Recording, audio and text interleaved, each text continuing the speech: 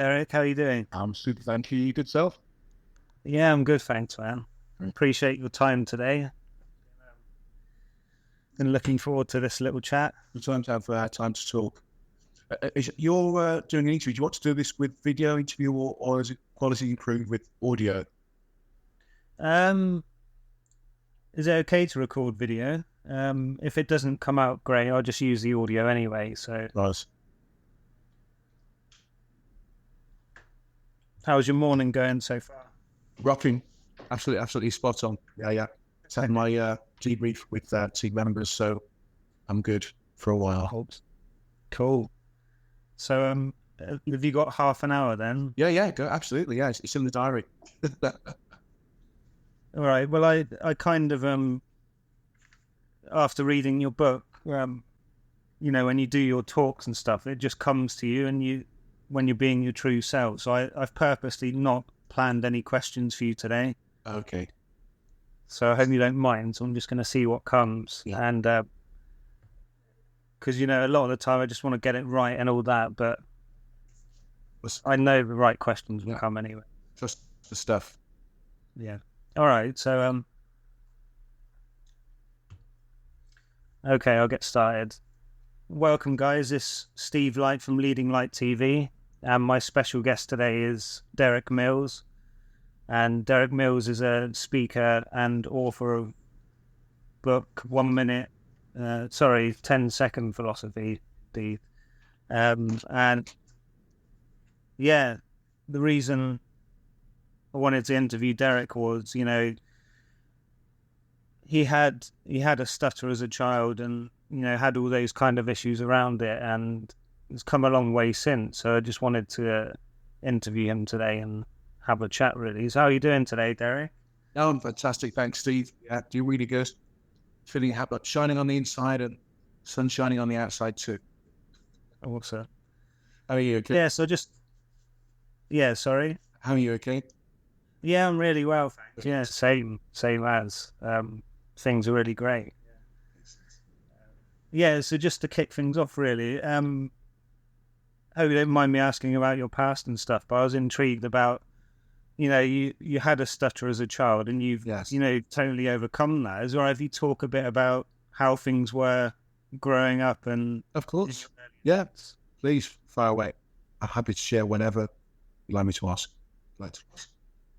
Okay, well, if you just start from, your younger years, how was it for you having a stutter and growing up, and what was it like for you? Yeah, awkward would be one way of describing it. As you know, my stutter arose out of emotional trauma because of the loss of my mother. When I was 13, I got home from school one day and was told, rather shockingly, as a neighbour burst into the house, she was dead, and that's how I was told. And really, the shock of that, how it was delivered, and the shock of her death, was I was incredibly close to my mother.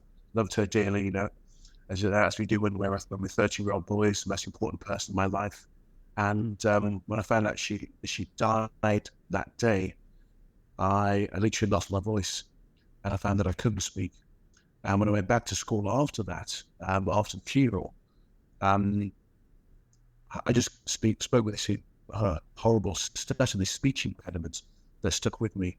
And of course, being a young man at 13, other children are quite cruel, as they can be, can't they? So, what can you do? In those days, talking back in 1979, there were no, let's take him to therapy and let's look after him and take care of him. Derek had a stutter, and that was it, and no one at school or anywhere else who to nothing about it. So it stayed with me right through my school years, which led to, of course, lack of self-confidence, low self-esteem, fear around saying what was on my mind, because I knew it would come out awkwardly when I spoke. And Steve, even when I went to college, I had a nickname called the Stuttering Parrot. That was my friends, so even those close to me gave me a nickname of the Stuttering Parrot. What was interesting, though, is when I got to my early 20s, is I went into financial services sales, and must be my personality that shone out, because in the early days, I kind of gave myself a bit of a trick myself to say that when I spoke with customers one-to-one, because I had this stutter, they'd had to pay close attention and to really listen to what I'm saying because of my stutter. And I kind of, hallucinated or whatever, that they'd be leaning in closer and paying listen to me, and that would help my business and help my results. Really, I guess it just helped me. So it was, awkward. It's funny that when you're living with a stutter, you kind of get used to it. You get used to the awkwardness of it and to the word being trapped in your mouth, and all that action of trying to get them out, and other people look at you when you're having this physical strain trying to get the words out. It's not just the emotional strain. Oftentimes, people, with a stutter will try and physically push the word out, and I'd often be really embarrassed having to stand there just kind of doing this, straining with my throat and my lips and my mouth to speak. And of course, that leads to even lower self-esteem. So it's, there you are. So it's, there are millions of stutterers around the world, and I think we all suffer in a different way, but similarities around social exclusion that we feel, self-esteem that we feel as a result of that quote-unquote affliction. Yeah, that's, I can relate to some of what you said, and just, as you said, that you had a nickname, and I guess it kind of reinforced that you were a stutterer because everyone kept saying that. And like with me, everyone kept saying, "Oh, you're so quiet, and then you kind of live into what other people see you as, I guess. And I found it quite hard to get out of that mindset of, oh, this is the way I am and this is the way I'll always be. And I'm sure you can relate to that. Oh, definitely, yeah. I mean, if you're shy, it's one of those things where, oh, he's shy, oh, he's quiet. And of course, that gives you an excuse, doesn't it?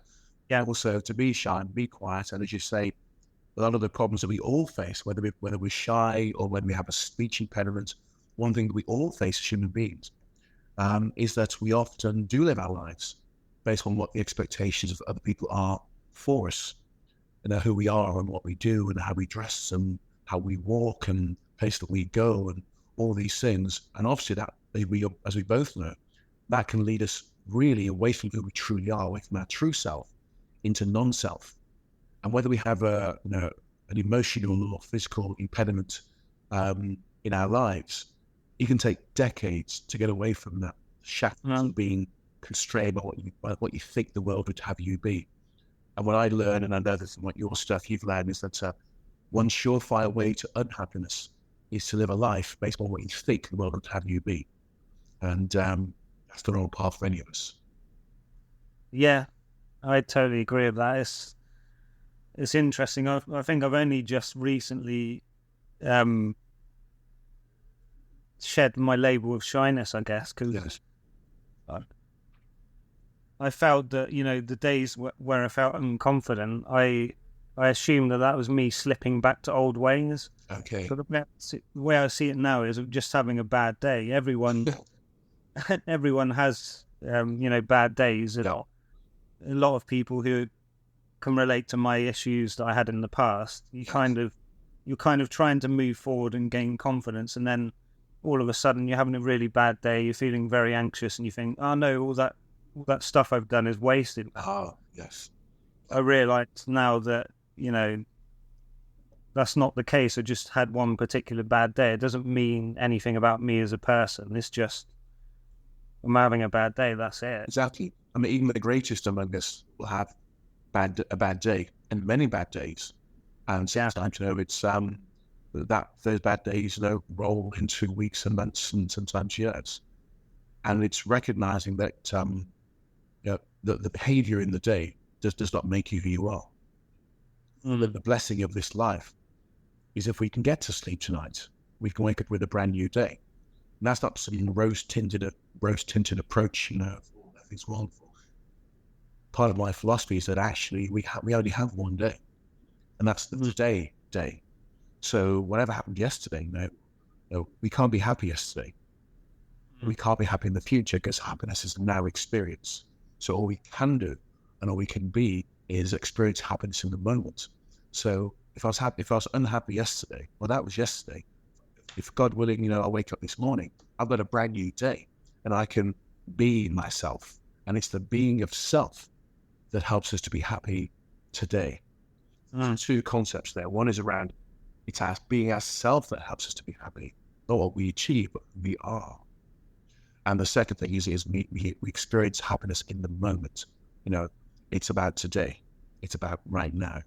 And when we learn to live in today's and keep ourselves present, that enables us to be happy right now. Yeah.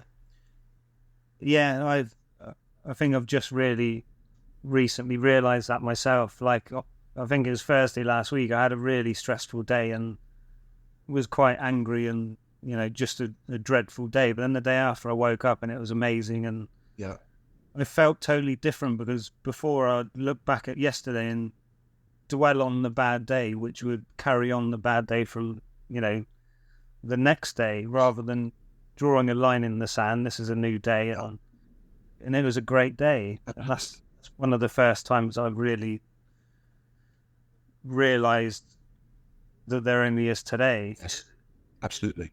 And of course, it is ancient wisdom. Yeah. Because 2,000 years ago, Christ taught, in the words he gave us to remember, he said, give us this day. No, he didn't say, no, think about tomorrow. In fact, he actually said, have no worry about tomorrow. And I began over time, after I woke up a few years ago, to realize that the only way to not have to worry about tomorrow, because at first that was a challenge to me. I thought, well, how do you not worry about tomorrow? How do you have no worry for tomorrow? How will tomorrow take care of itself? There's only one answer to that. That is to live in today, to be all you can be today, to be your light and shine your light and say your words and be your truth today, take action today and be happy today. And when we do this, whatever futures that we're blessed with, they become our new today and they become better because of what we do today. So the idea of give us this state, it's more than a concept. It's more than just a theory. I literally know that we only have today. And I think as Einstein once taught when he talked about the future, he said that all time exists at the same time. But the next phrase was interesting to me because he then said, even when we get to that future, all we have is one more now. So there are only nows. So to me, there are only todays. And if we live as if that were true, because it is, we can realize that's where happiness is. And that's why I don't set goals for the future, because when we set goals for the future, we defer our happiness to the achievement of said thing. Because none of us set goals to be unhappy. So by definition, we must set our goals to be happier or more comfortable or more content. The problem is with goals, that's where the happiness stays out in the future. And part of the philosophy stays actually, if it's about today, be here today, be here now, and be your true self today. Yeah, that's the thing, isn't it? We all know that as a concept that there's only now, but it's when you really realize and have kind of a realization of that. I guess you have to ponder on the question, don't you? Because I didn't really get it at first because I was just living in the past and trying to get somewhere in the future. And that's where, so many people are in that way, aren't they? They're being held up by things that have happened in the past and they're trying to reach goals and they're never really present. And, you can relate to that. I can relate to that. I think that's very wise because when you think about that, it's almost like you're being hamstrung by the past. You're being restricted because of this future. And if you think about the past, of course, you can't reoccupy. You can't go and live it again. I mean, there are a lot of techniques people teach us about when you can go back and do more stuff down your timeline. But you know what? You're here. You're here right now. When it comes to the future, the challenge is that the more we live our lives in the future, there are two things occur. One is that it pulls us away from today. And if happiness is a now experience, see, my happiness next week is for next week. It's because it's a now experience. So when I get there, it's only got to now. what we really want to help people to understand is that when they begin to live their life based on what's going to happen one day, is that you may not get one day. My mother died when she was 35 years old, and she may have had goals and plans for her future, but she didn't get to live that future.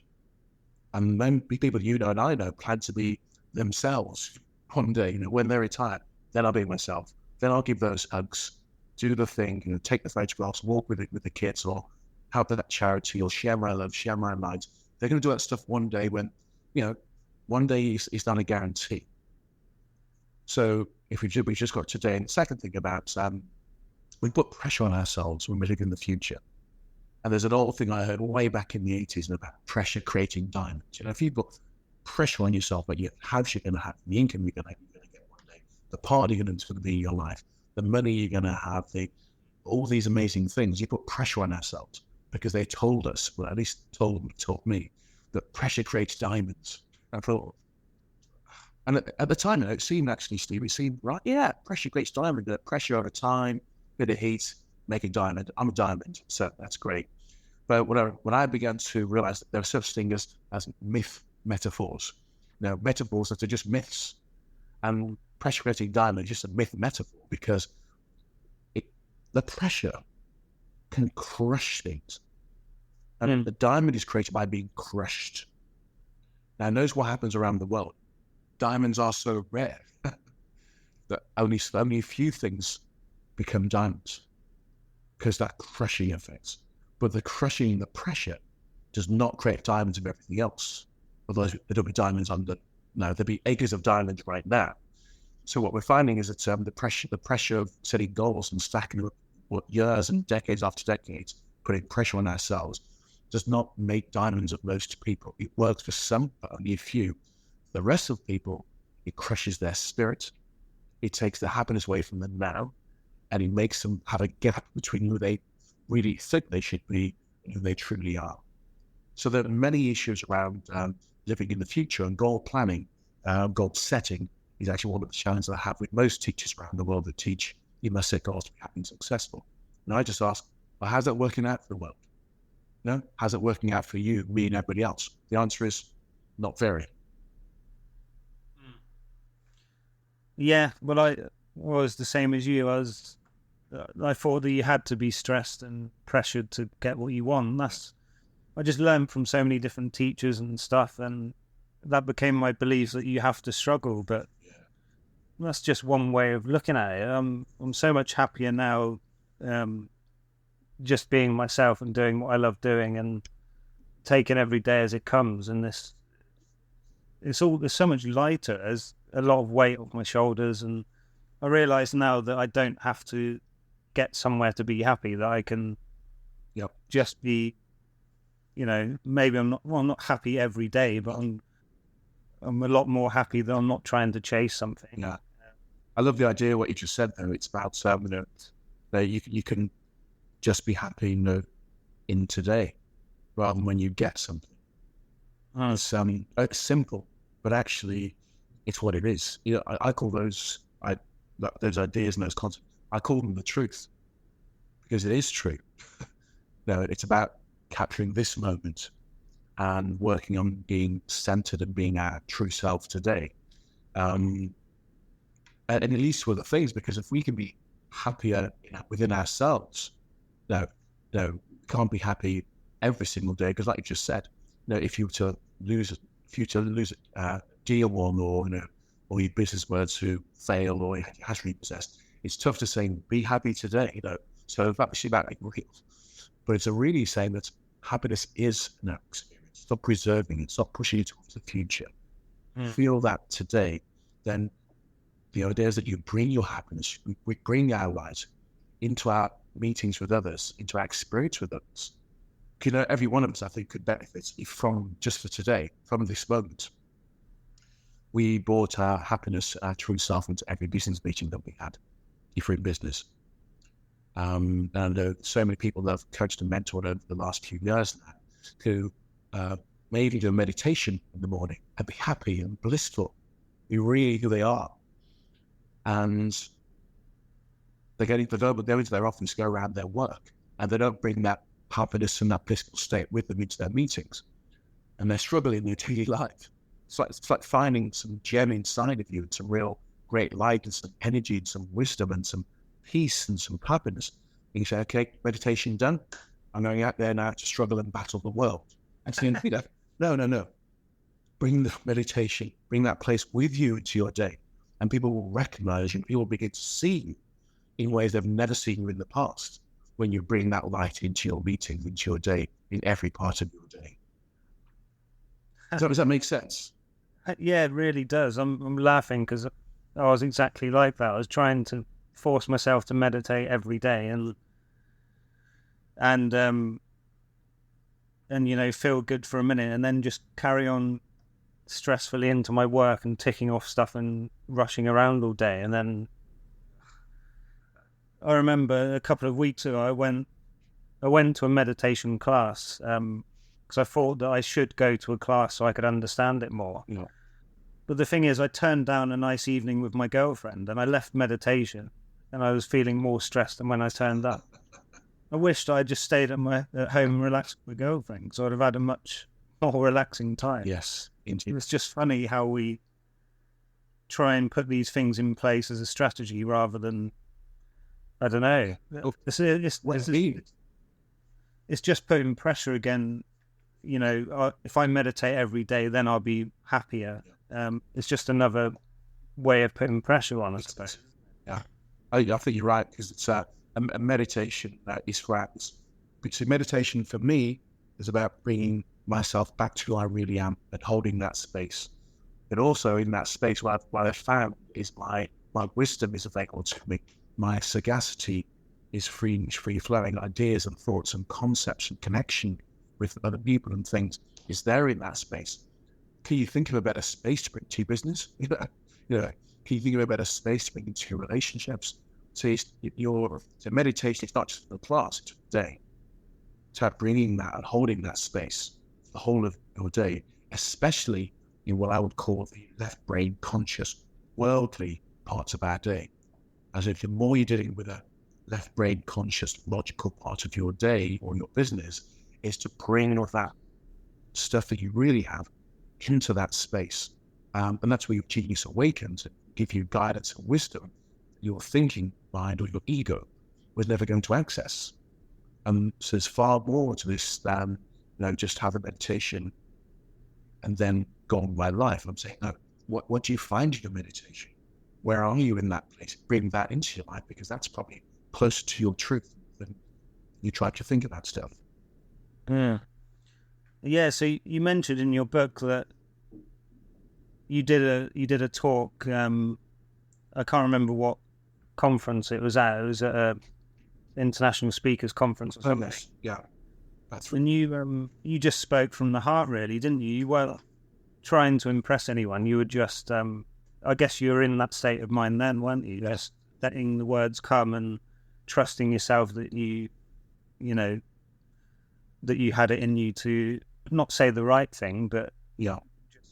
Well, actually, I love the way because you're kind of really getting me slowing here, because what's really important about what you've just said is that when I did a talk to the Global Speaker Summit. I was a brand new speaker. I think it was my 5th ever talk, and university inspired to get me there. I'm not going to say that now, but my 5th ever talk. I'm to be doing a talk to the Global Speaker Summit, speakers all around the world. There's amazing people in the room, and I just trusted myself, which is what I picked up what you just said. I began to trust myself, and I trusted what was coming through me to be. I knew my stuff, but then I just had to trust.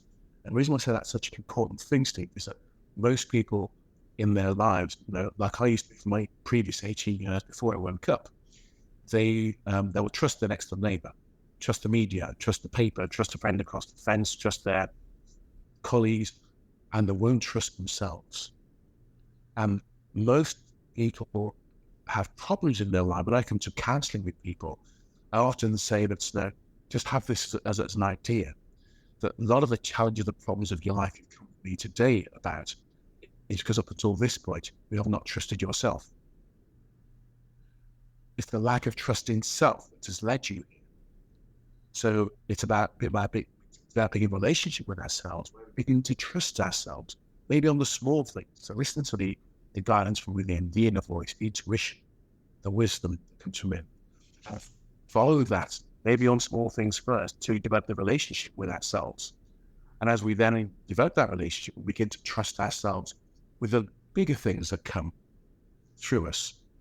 And the wonderful thing about that, as each of us begins to trust ourselves, is our true self, the being who we really are. As we trust ourselves, our true self begins to trust us with more things, with more wisdom, with bigger chunks of guidance, if you like. And it trusts us with things that we can handle that may cause us problems. So trusting myself in that space that when I spoke at the International Speakers Summit was really to say, actually, you know what? I could think about this all day long. My ego could work on it all day long. I'm not clever enough to know what to say. Why don't I just trust what's inside of me and let it flow? And that's what I did, to the degree where at one point I was listening to myself speaking without knowing what was coming up next. But it turned out to be okay because it led to a lot of opportunities. So if the message to me from that, and what you brought up there, is to begin to trust ourselves. And if we haven't been practiced in doing that, we'll begin today to trust ourselves. If we're walking somewhere and our inner wisdom, our inner voice says, go left instead of right, or go left, and trust yourself. Sit here on the train, sit at that table for dinner. Look, on the smaller things that get us to develop the relationship. And when we fall in love with our deepest relationship in our life exists, we don't go from hello to, a full-on loving relationship. We go from hello and the relationship develop. We don't go from hello to let's get married in a minute. Yeah.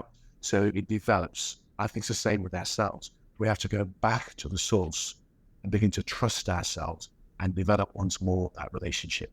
As you know, with all trusting relationships, the more trust there is, the more trust there is, and more is revealed.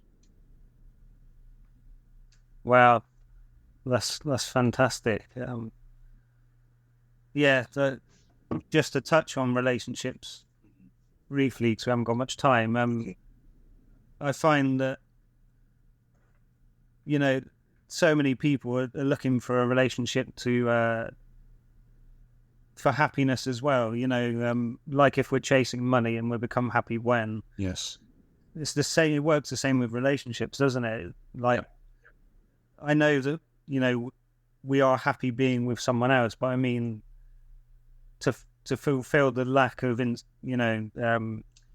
of self-esteem or whatever inside us, we tend to think that someone else will fill that hole for us, but in the end, it doesn't work that way, does it? No.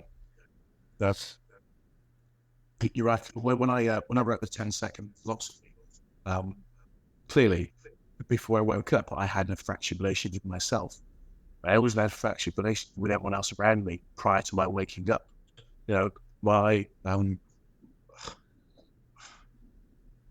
couldn't possibly deserve my wife. My kids, I wasn't a great dad because I was thinking, well, I can't be a great dad. I didn't have really any friends to count. A couple of people that I can't count as friends, and not much else. And I wasn't a great son, wasn't a great brother, because of where I was, it affected all those relationships. When I discovered myself, here's what happened. I became happier in the moment, and as if by magic, my wife became a better wife. My kids became better kids. My dad a better dad. My brothers and sisters. Everyone around me became better because I'm seeing them with fresh eyes, through my truth, through my. So those relationships became real and better. Now, when you look, there's a phrase called someone has angel eyes. I think what I realized there, when someone has angel eyes, to me doesn't mean they've got beautiful eyes which are angelic. To me, it means they're able to look at others as if they are angels. To see the angel in another means that's what angel eyes really mean. And I developed some angel eyes, so I can see everyone around me is actually beautiful, wonderful beings. And of course, when you're surrounded by beautiful, wonderful beings, I mean, hey, yeah, that makes you happy. So there's the same people in my life before. And because where I was, I couldn't see them. So above all the things I wrote in the book, when it comes to my personal happiness, is by waking up to myself. And then, of course, it massively energized all my relationships. So the 10-second philosophy is not just about thoughts in our head. It's about how does this impact our lives to help us to be happier in our lives, the real life, in business, our relationship. These are the key points of the book. Yeah, I just wanted to touch on your book, but just into what you just said, I really understand what you're saying. It's like since I've been becoming, happy in myself, I've caught myself thinking, wow, everyone's really nice. They hadn't changed at all. I just view the world differently. Like 10 years ago, I was so angry with everyone, and everyone in the world was an arsehole, and but why didn't they understand me and all this kind of stuff. But once you do kind of wake up to how things are, and you're happy in yourself, like you said, everyone around you, even though they might not be nice all the time or whatever, you just see them overall human, different eyes. And Steve, most people are not happy because they're not who they truly are. And you can't be truly happy is not you. Happiness comes from finding out who you are and being that person in your life. And when we know the opposite of that is that if you want a sure path to unhappiness, is try and be what you think the world would have you be. You're going to be unhappy. Try and be what the media, what celebrity, and what society thinks you should be. Try and be that. Try and read the world and be what you think you worked out they want you to be. It's a sure path to unhappiness. And it's about being who we are and having the courage or daring to be ourselves. And then when we dare to be ourselves, this has a real practical application. Because I often talk to business people, I say, when you are authentic, balanced, and centered, the connection you have with people increases exponentially. And your business will go through the roof, as well as your relationships. Because you become the person people turn to when it gets dark.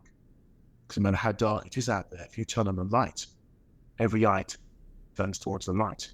So if you can be your true self, you become the light, not just for yourself, but for others.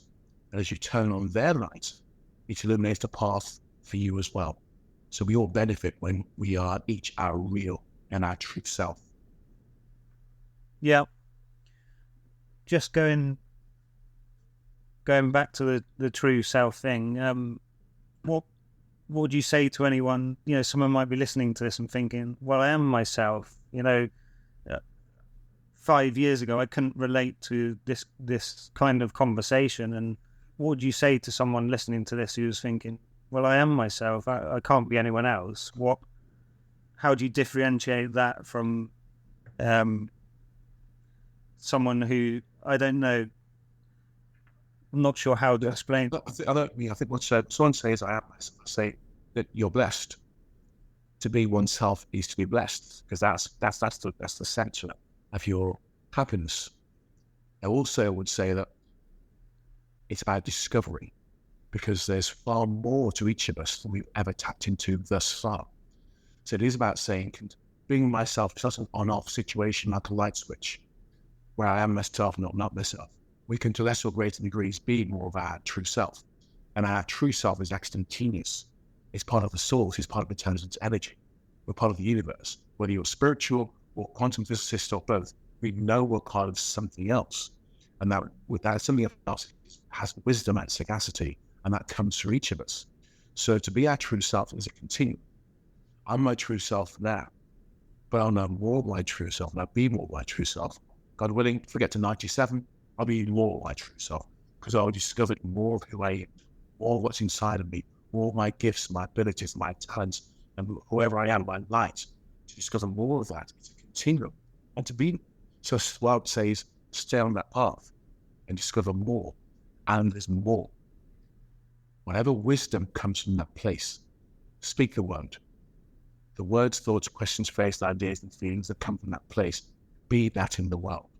So whatever you really feel you are, it's inside of you. It's not just a state of being, because if it's just a question of being, many people would have thoughts about themselves. See, I meet lots and lots of life coaches around the world who philosophically know know the stuff, meditate and have loving moments inside themselves, know that they are. But when I sit down with them, they say, I'm struggling, Derek, really struggling. Bills are like this, or they're overweight. I'm thinking, hold on a second. If wisdom is there, we can use that in all of our lives. All of our lives. So how do you bring that wisdom so you're not struggling every month to pay your bills? Because if you're struggling, then that brings stress and that brings worry and concerns. I'm talking about some of the most beautiful people I've ever met on this planet, who share or would give it a last bit of energy or money, whatever it is.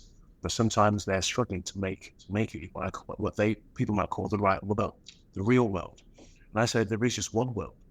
And when we get to be our true selves in all of our world, not just our teachings and our philosophies, but how to bring that wisdom into our life. So pay attention, I would say to this person, pay attention to your wisdom and begin to bring that wisdom into all your daily activities. And you're going to see yourself achieve and do and be things in this day that will shock and surprise you because you have a genius inside of you. I'm a genius. That's what I discovered. After 18 years of being a failing adult, I realized I was a genius, which means that I must have that genius inside of me all the way along, all that time. If I'm a genius, as put on the very first page of the book, if I'm a genius, every single one of us is a genius. Every single one of us has a guru that could revolutionize our lives and maybe even the whole world. So stay on the path. Wow, awesome. Yeah, I can relate to that, definitely. It seems to me that the only thing that is in the way of our genius is our negative thinking, I guess, our beliefs about what we can achieve. And once we trust ourselves, we can. There's really no limit to what we can achieve. Well, there isn't, because even if you talk to the most unspiritual quantum physicists, they'll tell you and me that everything is energy. And everything is energy. And they're not saying there are 97 million or 7 billion types of energy. They're actually saying that everything's energy. So we know that we have huge potential inside of us.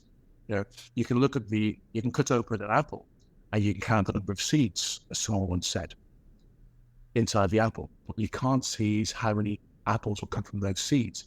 I think to myself, when you look inside yourself, you don't really know what's inside. That's why we must continue to go inside and look what's possible for us, and we could literally revolutionize our lives. One of the practical things, because I'm aware that when we have a conversation of this style, this doesn't be aware that that when we have a conversation like this, some people are going, that's lovely, very philosophical, lovely words Steve said there and Derek said that, and that's nice, whatever. But you know what? How do I do this in my life today? How do I get this to work for me today? And one of the key things to come out of my genius was to stop setting goals and to start setting daily standards to live by. And standards are where we go inside and we consider in the 7 key areas of our life, consider basis, criteria, level, quality, or rules. One of the basis criteria, qualities, levels, or rules that are right for us, not right from our thinking or from our ego, but going inside and considering. In these 7 key areas of my life, personal health and fitness, my environment, my relationships, my family, my emotions, my career, my time, what are the right standards, which are the basis criteria, levels, qualities, and goals I'm going to have eyes by? What are the right standards for my life in those areas? And set and go within to find the answers. Go inside ourselves to sit, hold a space, find the answer within, and then set those standards out. And here's the last bit. Commit to being and living at that standard just for today. No pressure. Not for the next 3 weeks or 3 years or quarter or next 20-year business plan or whatever. Just discover who you are, what stands are right for you, and be that just for today. Take the pressure off. Just until we get our heads back on the pillow tonight, be who we truly are. And if we get tomorrow morning, that's another day. We can then commit to our standards just for that day. So the book is, as you know, the strapline is a practical guide to releasing your inner genius. Because I kind of tired of that. It's the lovely philosophy that we're sharing. Because I found for 18 years I couldn't get it. Well, so what do I do then? How do I get that stuff into, what do I do? what came out of my genius was about setting standards, living by daily standards, which make us who we truly are. And the beauty of just setting by standards is it helps to keep us in our true self, it helps keep us in our truth, where we get practical daily things to do. So I hope that helps. Thank you. Yeah, that rounds it off very nicely. Yeah. Cheers for that. So I believe that, is there a download on your website? Yeah, glad you mentioned that. Fill in the standards. There's a PDF download, isn't there? There is. What your web address is? Yeah, Derek-mills.com. It is derek-mills.com, derek-mills.com, and there's a document called the Perfect Life Standard System. It's really a four simple steps, looking at our previous standards, seeing where they came from, recognizing which ones serve and honor us now, and which ones don't. Then you go over the ones that don't, and replace them with new standards for our lives, who we are today. And really then just committing to sticking at that standard, living at that standard just for today. And that's it. It's a step-by-step process that takes you through. Fantastic. So yeah, that's it for today. I really appreciate your time, Derek. Oh, really, Steve. It went so quickly. I know I enjoy things, but they go rapidly. Yes. Yeah. So anyone watching or listening to this, I hope you found this useful. And if you need to ask any questions, please comment or send us an email. And hope you enjoy it. Okay. Thanks again, Derek. Have a great. God bless you. Great day. Cheers. Bye.